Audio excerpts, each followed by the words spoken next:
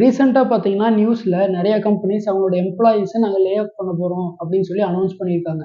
இந்த லே ஆஃப்ங்கிறது ஒரு கண்ட்ரியோட எக்கனாமில அன்எம்ப்ளாய்மென்ட்ட இன்கிரீஸ் பண்ணும். ஸோ இந்த அன்எம்ப்ளாய்மென்ட்ங்கிறது ஒவ்வொருத்தரையும் எப்படி அஃபெக்ட் பண்ணும் அப்படிங்கிறதையும், இந்த அன்எம்ப்ளாய்மென்ட்ட ரெட்யூஸ் பண்றதுக்காக கவர்ன்மென்ட் என்னென்ன ஸ்டெப் எடுத்திருக்காங்க அப்படிங்கிறதையும் இந்த வீடியோல பார்த்துருவோம்.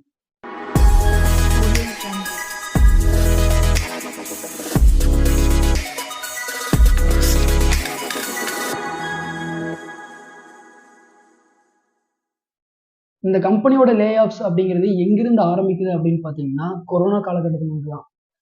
கோவிட் டைம்ல நெறைய பேருக்கு இன்கமே இல்ல. இன்கம் இல்லாதப்போ நெறைய பேர் பெருசா எக்ஸ்பென்சஸும் பண்ணல. ஸோ எக்ஸ்பென்சஸ் பண்ணாததுனால எல்லா கண்ட்ரிலயும் இன்ஃப்ளேஷன்ங்கிறது ரொம்ப கம்மியா இருந்துச்சு அந்த இயர்ல. கோவிட் எல்லாம் முடிஞ்சு லாக்டவுன ரிலீஸ் பண்ணதுக்கப்புறம் நெறைய பேர் அவங்களோட டெய்லி லைஃப்குள்ள என்டர் ஆக ஆரம்பிச்சாங்க. ஸோ நெறைய பேத்துக்கு எப்பவும் போல இன்கம் வர ஆரம்பிச்சது. ஸோ அவங்களும் எப்பவும் போல எக்ஸ்பென்ஸ் பண்ண ஆரம்பிச்சாங்க. ஸோ இந்த மாதிரியான சிச்சுவேஷன்ல லோவா இருந்த இன்ஃப்ளேஷன் ரேட் எல்லாமே நெறைய எக்ஸ்பென்சஸ் பண்ற காரணமா, அதாவது நெறைய கன்சப்ஷன் பண்ற காரணமா எல்லா கண்ட்ரிலயும் இன்ஃப்ளேஷன் பீக்க தொட ஆரம்பிச்சது. இந்த இன்ஃப்ளேஷன் இன்க்ரீஸ் ஆகுறத கண்ட்ரோல் பண்ணணுங்கிறதுக்காக அமெரிக்கால இருக்கிற ஃபெடரல் ரிசர்வ் பேங்க், இந்தியால எப்படி ஆர்பிஐன்னு ஒண்ணு இருக்கோ, அதே மாரி அமெரிக்கால ஃபெட்ன்னு ஒண்ணு இருக்கு. அந்த ஃபெடரல் ரிசர்வ் பேங்கோட கவர்னர் இன்ட்ரெஸ்ட் ரேட்ட இன்க்ரீஸ் பண்ணணும்னு முடிவு பண்ணாரு. ஸோ ஃபர்ஸ்ட் 2022ல 25 பேசிஸ் பாயிண்ட் இன்க்ரீஸ் பண்றாரு. இங்க 25 பேசிஸ் பாயிண்ட் அப்படிங்கிறது 0.25%. ஸோ இந்த இன்ட்ரெஸ்ட் ரேட்டுங்கிறது எதுக்குன்னு பார்த்தீங்கன்னா, எப்படி மக்கள் பேங்க்லேருந்து கடன் வாங்குவாங்களோ, அதே மாரி ஒவ்வொரு பேங்க்ஸும் சென்ட்ரல் பேங்க்லேருந்து கடன் வாங்குவாங்க. ஸோ ஒவ்வொரு கண்ட்ரிக்கும் ஒவ்வொரு சென்ட்ரல் பேங்க் இருக்கும். பேங்க் கிட்ட எப்போ மணி இல்லையோ, அப்ப சென்ட்ரல் பேங்க்லேருந்து கடன் வாங்கி மக்களுக்கு லோன் குடுக்க ஆரம்பிப்பாங்க. ஸோ அப்படி சென்ட்ரல் பேங்க்லேருந்து வாங்குற கடனுக்கு அந்த சென்ட்ரல் பேங்க் போடுற இன்ட்ரெஸ்ட் தான் இந்தியால ரெப்போ ரேட் அப்படின்னு சொல்லுவாங்க. ஃபெட் இந்த இன்ட்ரெஸ்ட் ரேட் இன்க்ரீஸ் பண்ண ஆரம்பிக்கிறதுக்கு முன்னாடி எவ்வளோ பெர்சன்டேஜ் இருந்துச்சுன்னு பார்த்தீங்கன்னா, 0.25%. ஸோ இன்ஃப்ளேஷன கண்ட்ரோல் பண்றதுக்காக ஃபெட் இன்ட்ரெஸ்ட்ட இன்க்ரீஸ் பண்ண ஆரம்பிச்சாங்க. ஃபைனலா ஃபெட் கடைசியா நிறுத்தின இன்ட்ரெஸ்ட் ரேட் எவ்வளோன்னு பார்த்தீங்கன்னா 5.5%.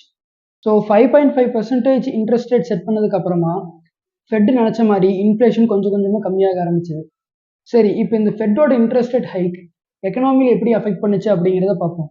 மக்களும் சரி, பிசினஸும் சரி, தங்களுக்கு ஒரு அமௌண்ட் நீட் இருக்குங்கிறப்ப பேங்க் அப்ரோச் பண்ணி லோன் கேட்க ட்ரை பண்ணுவாங்க.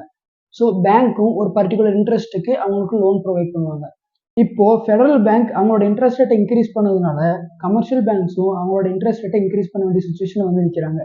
ஸோ இதோட விளைவா கம்பெனிஸும் சரி, மக்களும் சரி பேங்க்குக்கு நெறைய இன்ட்ரெஸ்ட் பே பண்ண வேண்டிய சிச்சுவேஷன் வருது. இப்போ இந்த இன்ட்ரெஸ்ட் ரேட் ஹைக் எப்படி இன்ஃப்ளேஷன கண்ட்ரோல் பண்ணுது அப்படிங்கிறத பார்க்கலாம். மக்கள் சைடு ஃபர்ஸ்ட் வந்தீங்கன்னா, மக்கள் நார்மலா அவங்களோட இன்கம்லேருந்து ஒரு இன்ட்ரெஸ்ட்டா பேங்க்குக்கு பே பண்ணிட்டு இருந்திருப்பாங்க.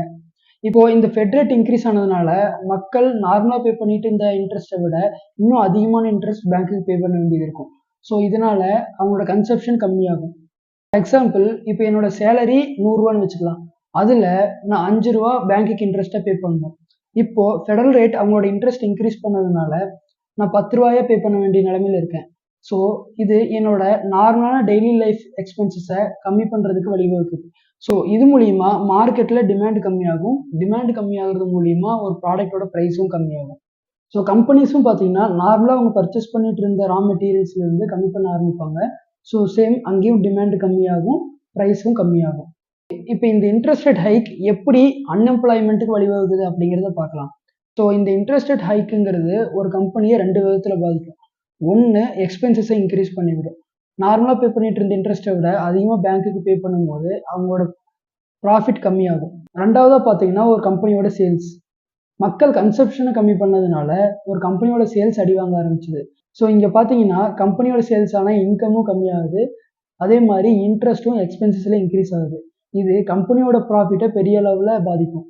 ஸோ இத கம்மி பண்றதுக்காக ஒரு கம்பெனி எந்தெந்த இடத்துலலாம் என்னோட செலவ கம்மி பண்ண முடியும் அப்படின்னு பார்ப்பாங்க.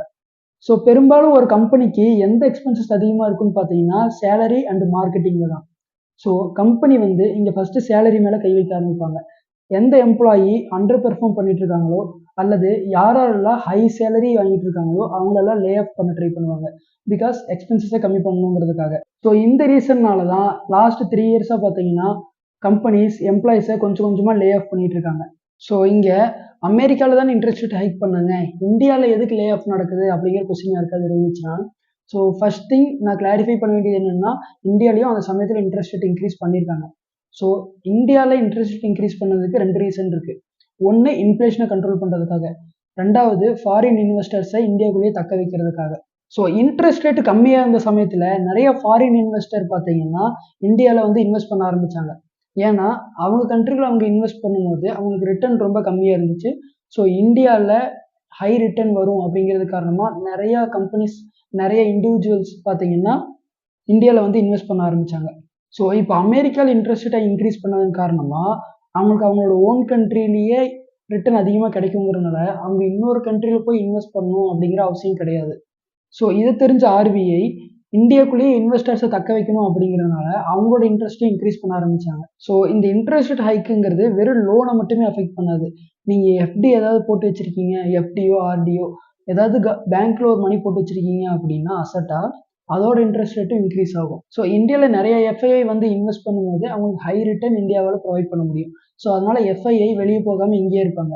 ஸோ இந்த ஆர்பிஐயோட பிளான் சக்ஸஸ்ஃபுல் ஆச்சான்னு கேட்டிங்கன்னா 50-50% அப்படின்னு சொல்லலாம். So RBI interest rate increase பண்ணது காரணம் 2 விஷயம். ஒன்று இன்ஃப்ளேஷனை கண்ட்ரோல் பண்ணணும், ரெண்டாவது எஃப்ஐஐயை இந்தியாக்குள்ளேயே ஹோல்டு பண்ணணும் அப்படிங்கிறது. ஸோ இன்ஃப்ளேஷன் கண்ட்ரோல் ஆச்சான்னு கேட்டிங்கன்னா எஸ், கொஞ்சம் கொஞ்சமாக இன்ஃப்ளேஷன் கண்ட்ரோல் ஆகிட்டு தான் வருது. ரெண்டாவதாக பார்த்தீங்கன்னா எஃப்ஐஐ இந்தியாவிலே ஸ்டே ஆனாங்களான்னு பார்த்தீங்கன்னா இல்லை. ஸ்டில் லாஸ்ட் ஒரு 8 to 10 மந்த்தாக பார்த்தீங்கன்னா எஃப்ஐஐ இந்தியாவிலேருந்து மணியை புல் பண்ணி வெளியே எடுத்துகிட்டு தான் போயிட்டுருக்காங்க. எஃப்ஐஐ எதுக்கு வெளியே போகணும்? ஆர்பிஐ கரெக்டாக தானே பண்ணாங்க. ஸோ அவங்களோட ஓன் கண்ட்ரியை விட இந்தியாவில் நிறைய ரிட்டர்ன் வருது அப்படிங்கிறப்ப எஃப்ஐஐ இங்கே தானே இருக்கணும், அவங்க எதுக்கு வெளியே பண்ணி எடுத்துகிட்டு போகணும் அப்படின்னு கேட்டிங்கன்னா, ஸோ எக்கனாமிங்கிறது நம்ம நினைக்கிற ஒரே டைரக்ஷனில் ஒர்க் ஆகாது. இந்த இன்ட்ரெஸ்ட் ரேட் ஹைக்கெல்லாம் ஒரு பக்கம் போயிட்டு இருக்கும்போது பேரலெல்லாம் அன்எம்ப்ளாய்மெண்ட்டுங்கிறது ஒரு பக்கம் போயிட்டுருக்கு. கம்பெனி அவங்களோட எக்ஸ்பென்சஸ் கம்மி பண்ணுங்கிறதுக்காக நிறைய லே ஆஃப் பண்ண ஆரம்பித்தாங்க. ஸோ ஒருத்தங்களுக்கு ஜாப் கட் ஆகுது அப்படின்னாலே அவங்களுக்கு ஒரு இன்கம் சோர்ஸ் கட் ஆகுதுன்னு அர்த்தம். இன்கம் சோர்ஸ் கட் ஆகுதுன்னு அர்த்தம்னாலே அவங்க எக்ஸ்பென்சஸை கம்மி பண்ண போகிறாங்கன்னு அர்த்தம். ஸோ எக்ஸ்பென்சஸ் கம்மியாகுதுன்னா ப்ராடக்டோட கன்சப்ஷன் கம்மியாகுதுன்னு அர்த்தம். ஸோ ப்ராடக்டோட கன்சப்ஷன் கம்மியாகும் போது ஒரு கம்பெனியோட சேல் அடி வாங்குதுன்னு அர்த்தம். ஒரு கம்பெனியோட சேல் அடி வாங்கும் போது அந்த கம்பெனியோட ப்ராஃபிட் அடி வாங்குதுன்னு அர்த்தம். ஸோ இந்தியாவில் இன்வெஸ்ட் பண்ணி வைக்கிற பெரும்பாலும் எஃப்ஐஐ பேங்க்கில் இன்வெஸ்ட் பண்ணல, பெரும்பாலும் பிஸ்னஸில் தான் இன்வெஸ்ட் பண்ணியிருக்காங்க.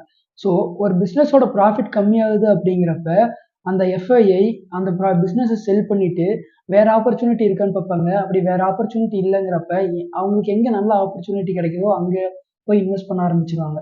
ஸோ இப்படி தான் இந்தியாவில் நிறைய கம்பெனிஸ் கம்மியான ப்ராஃபிட்டையும் இன்னும் நிறைய கம்பெனிஸ் லாஸையும் புக் பண்ணிட்டுருக்காங்க. ஸோ இதெல்லாம் பார்த்த எஃப்ஐஐ அவங்க மணியை வெளியே எடுத்து ஓன் கண்ட்ரிலையோ இல்லை சைனா மாதிரியான கண்ட்ரிலையோ இன்வெஸ்ட் பண்ண ஆரம்பிச்சிருக்காங்க. ஸோ இது மூலியமாகவே பார்த்தீங்கன்னா லாஸ்ட் ஒரு 8 to 10 மந்த்தாகவே ஷேர் மார்க்கெட் விழுந்துட்டு இருக்கு. ஏன்னா எஃப்ஐஐ மணியை வெளியே எடுத்துகிட்டு போகிறதுனால. சரி, இந்த அன்எம்ப்ளாய்மெண்ட்டை ரெடியூஸ் பண்ணுறதுக்கு ஆர்பிஐ ஏதாவது ஆக்ஷன் எடுத்தாங்களான்னு கேட்டிங்கன்னா அன்ஃபார்ச்சுனேட்லி இதுக்கு ஆர்பிஐ ஒன்றுமே பண்ண முடியாது. ஏன்னா ஆர்பிஐ இப்போ இந்த அன்எம்ப்ளாய்மெண்ட்டை கம்மி பண்ணணும் அப்படின்னா இன்ட்ரெஸ்ட் ரேட்டை கம்மி பண்ணணும். ஸோ ஆர்பிஐ இப்போ இன்ட்ரெஸ்ட் ரேட்டை கம்மி பண்ணுற சுச்சுவேஷனில் இருக்கான்னு கேட்டிங்கன்னா இல்லை. ஸோ இந்த மாதிரியான சுச்சுவேஷனில் ஆர்பிஐ அவங்களோட இன்ட்ரெஸ்ட் ரேட் கம்மி பண்ணாங்க அப்படின்னா பேங்க்கில் போட்டு வச்சுக்கிற கொஞ்சம் நெஞ்ச எஃப்ஐஐயும் வெளியே எடுத்துகிட்டு போயிடுவான். ஸோ இந்தியாவில் ஃபாரின் இன்வெஸ்ட்மெண்ட் அப்படிங்கிற ஒன்றே இல்லாமல் போயிடும். சரி, இந்த அன்எம்ப்ளாய்மெண்ட்டை கம்மி பண்ணுறதுக்கு என்னதான் பண்ணுறது, கவர்மெண்ட் என்னதான் பண்ணியிருக்காங்க அப்படின்னு கேட்டிங்கன்னா, ஸோ கவர்மெண்ட் இந்த அன்எம்ப்ளாய்மெண்ட்டை ரெடியூஸ் பண்ணுறதுக்காக நிறைய ஆக்ஷன்ஸ் எடுத்திருக்காங்க. இந்த அன்எம்ப்ளாய்மெண்ட்டை ரெடியூஸ் பண்ணுறதுக்கு ஃபர்ஸ்ட் ஸ்டெப்பாக கவர்மெண்ட் 2023 யூனியன் பட்ஜெட்டில் கார்பரேட் டேக்ஸை கம்மி பண்ணாங்க. ஸோ இப்படி டேக்ஸை கம்மி பண்ணுறது மூலிமா கார்பரேட் அந்த அமௌண்ட்டை புது ஃபேக்ட்ரிக்கு மேனுஃபேக்சர் பண்ணுறதுக்கோ இல்லை வேறு ஏதாவது விஷயத்தில் இன்வெஸ்ட்மெண்ட் பண்ணுவாங்க. ஸோ அப்படி இன்வெஸ்ட்மெண்ட் பண்ணும்போது அங்கே நிறைய எம்ப்ளாய்மெண்ட் கிரியேட் ஆகும் அப்படின்னு அவங்க நினச்சாங்க. இந்த அன்எம்ப்ளாய்மெண்ட் ரெடியூஸ் பண்ணுறதுக்கு 2023 பட்ஜெட்டோட நிற்காம 2024 பட்ஜெட்லையும் நிறைய கஸ்டம் டியூட்டியை கம்மி பண்ண ஆரம்பித்தாங்க. இந்த மாதிரி கஸ்டம் டியூட்டியை கம்மி பண்ணும்போது பர்ச்சேசிங் காஸ்ட் ஒரு கம்பெனி கம்மியாகும். ஸோ அவங்க சேம் ப்ராடக்ட்டு சேம் ப்ரைஸுக்கு விற்றா கூட அவங்களுக்கு ப்ராஃபிட் மார்ஜின் அதிகமாக இருக்கும். ஸோ இந்த ப்ராஃபிட் இன்க்ரீஸ் ஆகிறது மூலிமா அந்த அமௌண்ட்டை வச்சு அவங்க புது ஃபேக்ட்ரி கிரியேட் பண்ணுறதோ இல்லை புது பிஸ்னஸ் கிரியேட் பண்ணுறதோ அது மூலிமா நிறைய எம்ப்ளாய்மெண்ட் கெயின் ஆகும் அப்படின்னு கவர்மெண்ட் நினச்சாங்க. சரி, இந்த மாதிரி டேக்ஸை கம்மி பண்ணதுக்கு அப்புறமாவது இந்த அன்எம்ப்ளாய்மெண்ட் கம்மியாச்சா, கவர்மெண்ட் சக்ஸஸ்ஃபுல் ஆனாங்களா அப்படின்னு கேட்டிங்கன்னா அதுவும் இல்லை. ஏன் அப்படின்னா இந்த 2023 தான் ஏஐயோட பூம் நடக்க ஆரம்பிச்சது. ஸோ இந்த ஏஐயோட வளர்ச்சி காரணமாக நிறைய எம்ப்ளாயீஸை இந்த ஏஐயை ரீப்ளேஸ் பண்ண ஆரம்பிச்சது. ஸோ அவங்க கம்பெனிஸ் மேக் பண்ண ப்ராஃபிட்டை வச்சு புது எம்ப்ளாயை ரெக்ரூட் பண்ணுறதுக்கு பதிலாக நிறைய ஏஐயை பர்ச்சேஸ் பண்ணி அந்த ஏஐயை அந்த ஜாபுக்காக யூஸ் பண்ண ஆரம்பித்தாங்க. ஸோ இந்த அன்எம்ப்ளாய்மெண்ட் இன்க்ரீஸ் ஆகிறத கவர்மெண்ட் எப்படி கண்ட்ரோல் பண்ண போகிறாங்கன்னே தெரியல. ஸோ ஆர்பிஐயும் இதுக்கு மேலே இன்ட்ரெஸ்ட் ரேட்டை கம்மி பண்ண முடியாது. கவர்மெண்ட்டும் இதுக்கும் மேலே டேக்ஸை கம்மி பண்ணாங்க அப்படின்னா ஃபிசிக்கல் டெபிசிட்ல பெரிய அடியாக விழுகும். ஸோ என்ன பண்ணுறாங்க அப்படிங்கிறது நம்ம பொறுத்திருந்து தான் பார்க்கணும்.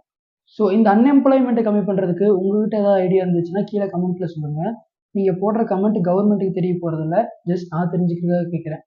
ஸோ இன்னொரு வீடியோவில் பார்ப்போம். தேங்க்யூ.